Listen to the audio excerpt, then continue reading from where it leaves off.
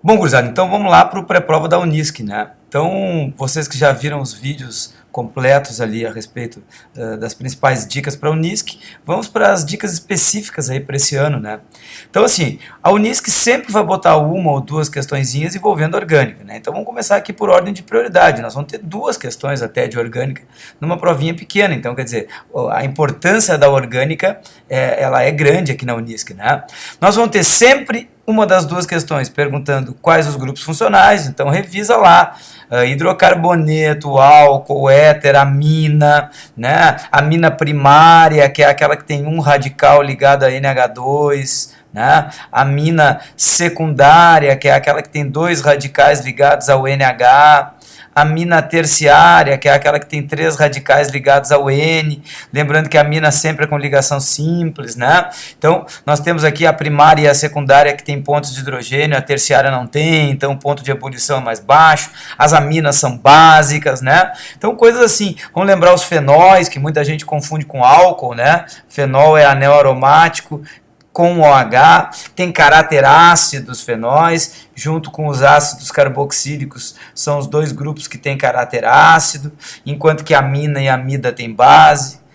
Vamos lembrar que a amida tem a carbonila, C-O ligada ao NH2, né? E a amida é o grupo funcional das proteínas, as ligações peptídicas das amidas, né? Tem um caráter levemente básico, bem menos básico do que das aminas. Lembrando que as aminas são básicas porque tem par de elétrons sobrando, né? Então é base de Lewis, aqui no nitrogênio tem par de elétrons sobrando. Então, se eu quero neutralizar algum cheiro, alguma coisa que as aminas estão dando é caráter, eu vou largar um ácido, né, porque elas são básicas. Enfim, questões aí a respeito de funções, né? Lembrar a função éter, que tem o O entre os carbonos, não confundir com éster, né, que tem o C-O e o O entre cadeias, né? Então é dois oxigênios, diferente do éter que é um só. Enfim, né?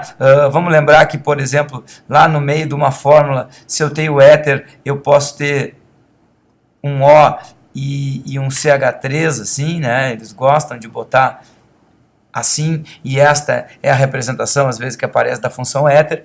Lembrar que os aldeídos têm o C-O ligado em H, enquanto que cetona tem C-O no meio da cadeia, ligado ao carbono dos dois lados. Então, esta é a diferença, né?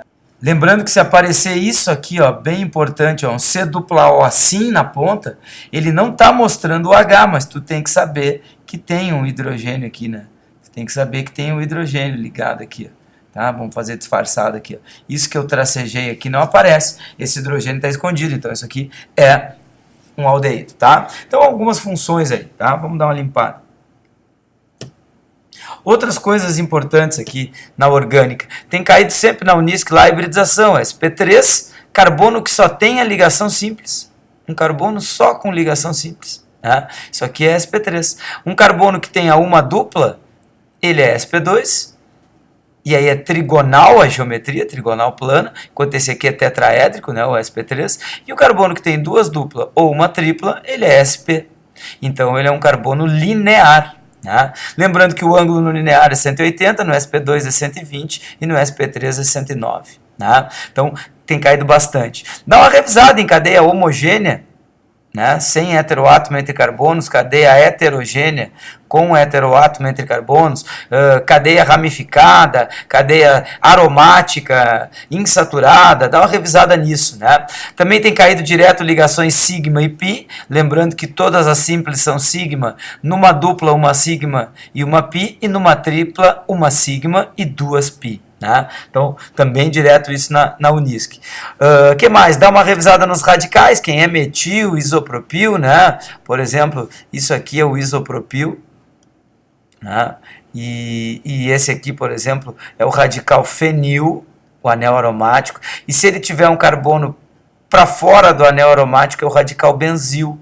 Então, às vezes, eles gostam de confundir isso aí, fenil, que é só o anel, e a valência, benzil, que é o anel, o CH2 e a valência, tá? Quanto à isomeria, pessoal, uma das alternativas trata de isomeria. Dá uma revisada lá em isomeria ótica e geométrica, as duas espaciais. Lembrando que se for geométrica, aqui nós temos cis e trans. Vamos dar um exemplo aqui, ó. Isto aqui são duas duplas, esta aqui está em cis, porque tem os dois hidrogênios para cima. Então, lembrando que o que está em vermelho não aparece. E essa aqui está em trans, porque tem um para cima e um para baixo. Lembrando que se nós tivermos 4 ligantes diferentes, em cada carbono da dupla, tu escolhe os dois de maior massa, né? Então, isso aqui, por exemplo, vamos dar um exemplo aqui, ó. Isso aqui, ó. Entre o hidrogênio que está aqui e essa cadeia é de maior massa. Entre o carbono que está aqui, CH3, e o OH que está aqui, o OH é de maior massa. Então, o que a gente vai ter? A gente vai ter cis, tá para o mesmo lado, né? Então, só para a gente ter uma ideia aí de como é que funciona a questão dos 4 ligantes diferentes aqui numa cis e trans, tá? Bom, outra coisa que gosta de cair é a identificação de carbono quiral, né? Vamos lembrar que sempre quando tem aí algumas cadeias longas, aqui o carbono quiral, ó, ele tem um CH3, ele tem um anel, ele tem um CH2, CH3 para lá e ele tem o hidrogênio. Esse aqui que eu estou pintando é carbono quiral. Dá uma revisada naqueles principais exemplos de carbono quiral ali, tá? Bom, além disso, vamos dar mais uma limpada. A respeito de orgânica, vale a pena lembrar as questões de reações, né? Esterificação. O que é uma esterificação? É um ácido carboxílico mais um álcool, né? Vamos fazer um álcool aqui, sei lá, terciário. Isso vai dar o éster, aí, ó, né? Um éster aqui, mais água. Tá? Então tá aqui, ó. Certo? Então, esterificação, uma reação de condensação, perde água, né? Condensação, perde água. Então, lembra isso aqui também, tá? Então, vale a pena. Saponificação é quando tu pega o éster, a gordura, cadeia longa, com COO, pega uma gordura e reage com uma base. É uma hidrólise, tu vai quebrar o éster aqui, tu tem uma hidrólise, e aí tu forma um COO e entra o Na, formando um sal orgânico. O pessoal já viu bastante, esse ano já caiu bastante isso aí, né? Cadeia longa, COO menos Na mais. Isso é um sal orgânico, isso é um sabão, né? E forma um álcool aqui. Então a hidrólise básica é a saponificação. Pode ser uma reação que está para cair. Pessoal, oxidação, vamos lembrar, álcool primário, uma vez ligado no O, o carbono, se oxida, sei lá, permanganato, que é roxo, né? Próprio oxigênio do ar, dicromato de potássio, forma aldeído, que é aquele que dá ressaca. E esse também se oxida mais ainda e forma o ácido carboxílico, a oxidação completa para no ácido carboxílico. Aqui, ó, o oxigênio está uma vez ligado no carbono, aqui tu tem uma dupla, 2 vezes, e aqui tu tem uma dupla e mais uma simples, 3 vezes. Quanto mais vezes se liga no O, mais oxidado está esse composto orgânico, tá? A volta é a redução. Quanto mais vezes ligado no O, mais reduzido tá. Então lembra, essa aqui é do bafômetro, é de fazer vinagre, é a que dá ressaca, é uma reação famosa, oxidação. Tá? Substituição é aquela reação em que tu não vai quebrar a liga dupla, tá aqui o anel aromático, eu mantenho as ligas duplas do anel aromático e entrou um cloro, ora, isto é uma substituição do hidrogênio que estava aqui. Então, vocês se deem conta, substituição não quebra a liga dupla. Se for adição, opa, adição é diferente. Adição tu vai quebrar a liga dupla e vai entrar um cloro em cada carbono. Vai entrar um cloro em cada carbono. Então, cuidado, a adição deixa mais saturada, quebra a liga dupla e aí entra 2 ao mesmo tempo. A substituição não quebra a liga dupla e entra um de cada vez, tá? Dá uma revisada lá em bioquímica, né? Vamos lembrar que os açúcares, os carboidratos são polióis, é importante lembrar, muito hidrofílicos, né? Os açúcares, os carboidratos. Vamos lembrar lá que as proteínas são poliamidas, que tem a famosa ligação peptídica, que é o N ligado na carbonila, no C-O, essa é a ligação peptídica, e ela é uma amida, então uma ligação peptídica é um grupo amida, então uma proteína é um polipeptídeo, é uma poliamida. E vamos lembrar que as gorduras, os óleos, são ésteres derivados de ácidos graxos, ou seja, são ésteres de cadeia bem longa, que tem o C-O entre carbonos, né? Então, vem lá da glicerina, né? São triglicerídeos, são ésteres derivados aí de ácidos graxos da glicerina, tá? E por fim, polímeros, pessoal, que nós vamos ter monômeros, né? Aonde eu tenho dois tipos de polímero, aquele que eu quebro a liga dupla e eu ligo um no outro N vezes. Então esse é um polímero de adição, porque eu quebrei a liga dupla. E tem aqueles polímeros que eu perdi água, tipo a proteína, que eu tirei OH do grupo ácido e eu tirei H do grupo amino. Tá aqui a cadeia. Então eu tirei o H do grupo amino e o OH perco água e grudo um no outro aí, formando a ligação peptídica N vezes para os dois lados. Perdendo água. Então esse é um polímero de condensação, perde água e gruda duas coisas. Quebrou a dupla, é um polímero de adição. Enfim, só para dar uma revisada aí nos polímeros, tá? Então de orgânica era basicamente isso. Vamos dar uma limpada. Tabela periódica, gurizada. Tabela periódica, a última questão que veio na Unis está muito fácil. Eu acho que vale a pena dar uma revisada em raio, né? Raio e energia de ionização. O raio cresce para a esquerda e para baixo.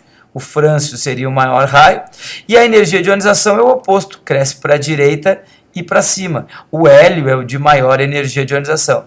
Então, isso aqui é o crescimento do raio, isso aqui é o crescimento da energia de ionização. Lembrando que se eu tiver cátions e ânions, isso é muito importante, cátions e ânions forem isoeletrônicos, né? A gente olha na tabela para ver se eles são isoeletrônicos. Então, por exemplo, aqui eu vou ter o sódio mais o flúor menos e o Ne.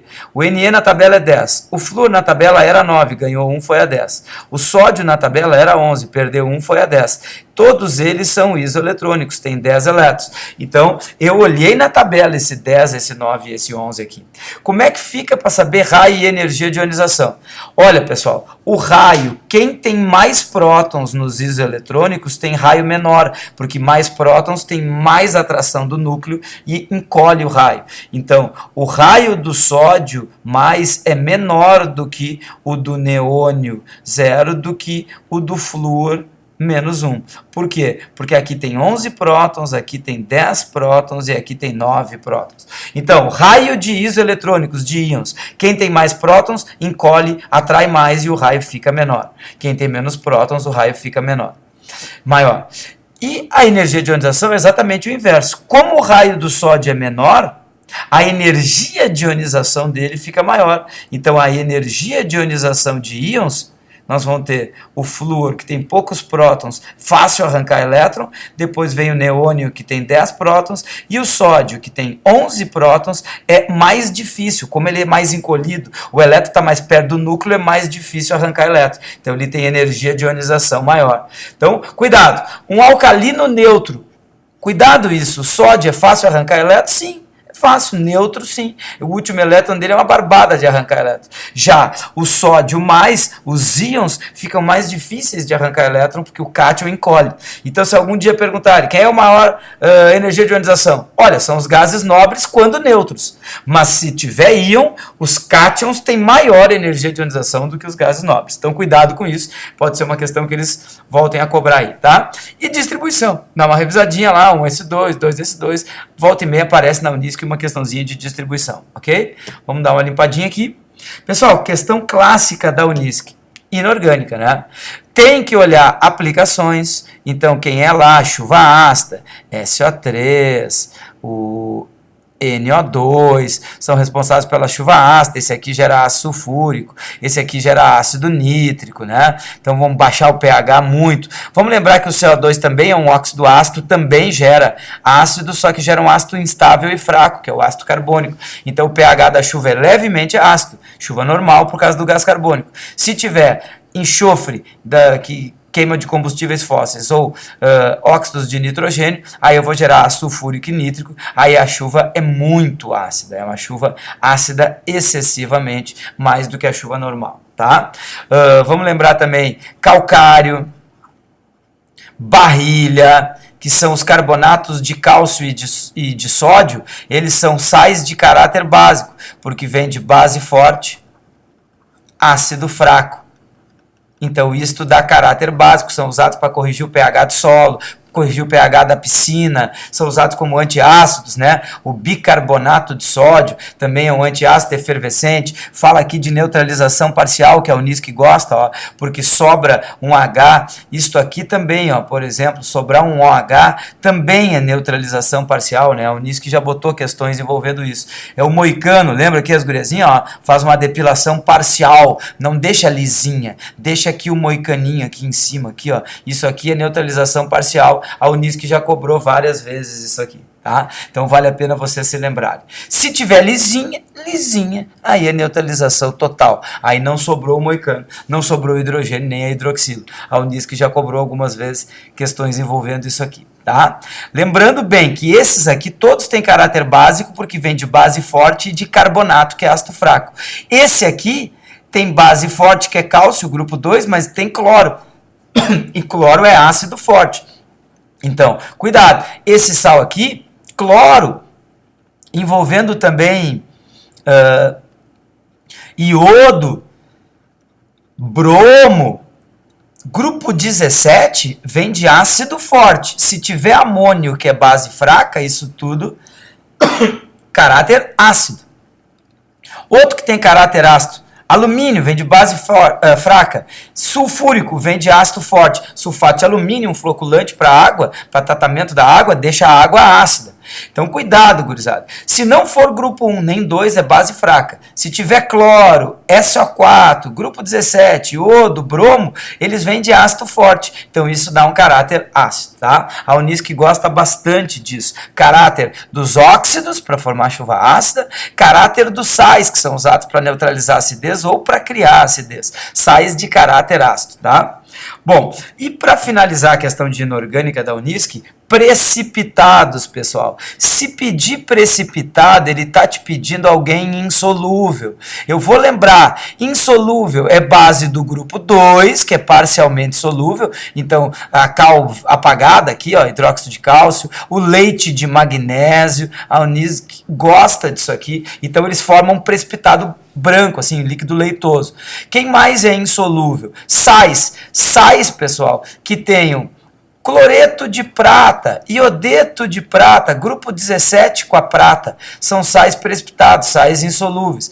Bário, sulfato de bário, carbonato de cálcio também, muito famoso aqui, ó, sais que precipitam, sais que deixam algum precipitado, algum sólido insolúvel no fundo. Né? Esses são os mais famosos. Agora, vamos lembrar que nunca vamos marcar de precipitado quem? Quem tiver grupo 1, alcalino, então nitrato de sódio, sei lá, cloreto de potássio, sulfato de potássio. Não interessa, isso aqui é tudo solúvel porque tem alcalino, grupo 1. Também nunca vamos marcar precipitado que tenha nitrato, nitrato de amônio, nitrato de prata. Muita gente erra, quer marcar o nitrato de prata precipitado por causa da prata, mas quando tem nitrato não é precipitado, pessoal. Nitrato de cálcio, sempre que tem nitrato ele é solúvel. E por fim, amônio. Né? Cloreto de amônio, sulfato de amônio, tudo que tem amônio é solúvel, então não vai ser o nosso precipitado. Então vamos cuidar. Esse pessoal aqui de cima precipita, a Unisc gosta de pedir precipitado. Se formar um desses, precipita. Se formar alcalino, amônio ou nitratos, nós vamos ter o cara solúvel e não vai ser o teu precipitado, ok? Vamos dar uma limpadinha aqui. E vamos falar um pouquinho de soluções. Pessoal, soluções, acho que a grande pedida é H mais MaVa igual a OH menos MbVb. Uma neutralização. Faz horas que a Unisc não bota uma titulação, uma neutralização, que ele vai te dar a molaridade lá da base, vai te dar quanto tu gastou da base na titulação, vai dizer que tinha uma amostra de não sei quanto do ácido e vai querer a concentração do ácido. Vamos cuidar que se for ácido sulfúrico, tu tem que multiplicar por 2. Né? Então, tem que multiplicar a concentração. O ácido sulfúrico 0,1 mol por litro. Se ele te dá isso, tu tem que multiplicar por 2 e tu vai usar 0,2 aqui, né? né? Então, isto aqui tudo vai dar 0,2 mol por litro, que é o 0,1 da concentração e o 2 do número de hidrogênios, tá? Então, cuidado. E dá uma revisada em coligativos. A Unisc tem cobrado TECO, tonoscopia, diminui a pressão de vapor e aumenta o ponto de ebulição. C, diminui o ponto de congelamento para não congelar nas estradas e aumenta a pressão osmótica. Quando bota sal, ocorre mais osmose, tá? Então, aqui, ó, a água do mar seca mais demoradamente do que a água de um rio, tonoscopia. É melhor cozinhar a batata com água salgada do que com água pura, ebulioscopia, aumenta o ponto de ebulição. Eu boto sal nas estradas para não congelar, crioscopia, diminui o ponto de congelamento.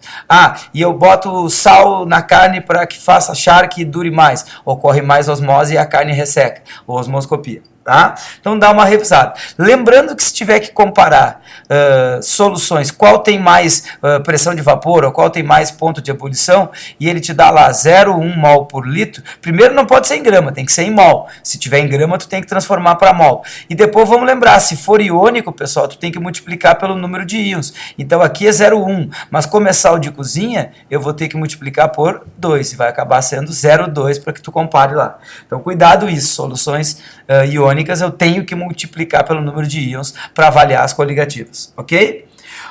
Uma outra pedida para esse ano, que não caiu nas últimas provas, é a eletroquímica. Uma pilha, né? Então, cuidado, dá uma revisada. O ânodo é sempre oxidação, é sempre... o NOx aumenta, né? Perde elétrons, corrosão de metais, né? O NOx aumenta, o metal sofre corrosão, então... corrói a chapa, né? Já o cátodo tem redução, o cátodo NOx diminui, o cara recebe elétron, né? E aí nós temos depósito de metal sobre uma placa, né? Deposita outro, vai deixar depositar no teu ânodo? Claro que não, né? Esse papo de depositar no ânodo aí faz mal à saúde, então tu não deixa depositar no teu ânodo, vai depositar só no cátodo. O ânodo é zona de saída, corroer, liberar gás, tá? Então não te esquece disso. Lembrando que metais de sacrifício são aqueles que se corroem para salvar o outro, então tem que ter maior potencial de oxidação. E metais que eu vou depositar para proteger, para embelezar, para prótese, para joias, para recipientes, é o metal que tem que ter alto potencial de redução. Prótese dentro do corpo, um dente, um objeto, um talher que tu não quer que corroa, uma abertura de porta e janela, isso tudo são metais que eu não quero que se corroam, então tem que ter alto potencial de redução, tá? A horas não cai também em termoquímica, pessoal, dei uma lida lá em lei de Hess, né? Soma os ΔH da reação 1 com o ΔH da reação 2 com o ΔH da reação 3, soma, não tem que botar em fórmula nenhuma, soma tudo e dá o ΔH da reação que ele não conhece. Lembrando que antes de somar, tu vai ter que inverter, multiplicar para deixar do lado certo, na quantidade certa. Lembrando que energia de ligação é calculado pela soma da energia de ligação dos reagentes menos a energia de ligação dos produtos, é o contrário do HP menos HR, e que poder calorífico é para avaliar o melhor combustível. E aí nós vamos pegar o calor que está em calorias por mols, quilocalorias por mol, e vão dividir pela massa da tabela. Quem tem massa da tabela menor vai ter um poder calorífico maior. Tá? Então, termoquímica também faz horas que não cai. E por fim, em equilíbrio, a última vez que caiu era deslocamento. Então, vamos botar uma questão lá que tem uma reação A mais B, o B é sólido, o A é gás, dando C mais D. Vamos botar mais 2D, né? E aqui aquoso e gasoso. Vamos lembrar que a constante é produto, então vai ser C vezes D ao quadrado sobre reagente, sobre A. O B não entra porque é sólido. Lembrando que quanto maior a constante, mais produto significa que se for um ácido, mais ele ionizou e é um ácido mais forte. Se for uma base, mais ela ionizou e é uma base mais forte. Se for um sal, aí é mais solúvel o sal. Quanto maior a constante, mais solúvel é o sal. Então, quanto maior a constante, mais solúvel o sal, mais forte é o ácido e mais forte é a base. Vamos lembrar disso, né? E vamos lembrar também que se vier um P na frente da constante, é raciocínio inverso. Quanto maior o pKa, mais fraco é o ácido. Quanto maior o Ka, mais forte é o ácido. Lembrando que um P dá o raciocínio inverso. E esse P é o mesmo P do cálculo de pH, que tu calcula para ácido, já o pOH tu calcula para base. Lembrando que se tu tem a concentração do ácido, tem que estar em mol por litro para tu calcular o pH. E se tu tem um ácido que é sulfúrico, tu tem que multiplicar por 2 essa concentração. Se ele já te dá o pH 3, tu tem a potência de 10 da concentração já multiplicada por 2. Qual é a concentração de hidrogênio num pH 3? 0,001 mol por litro. Não tem que multiplicar por nada, já está multiplicado. Tá? Então, cuidado com isso. Se tu tem a concentração e tu quer o pH, tu bota ela em potência de 10 e o pH é essa potência de 10, tá? Lembrando que por causa desse P, que é menos o log, quanto maior a concentração de hidrogênio, menor o pH, pessoal. Não rateia. Quanto mais ácido for, o pH é menor. Se tu tiver um pH 3 e um pH 6, a solução com pH 3, que é um pH menor, ela é mais ácida do que aquela com pH 6. E quantas vezes ela é mais ácida? Cada pH indica uma potência de 10, então ela vai dar 1000 vezes mais ácida.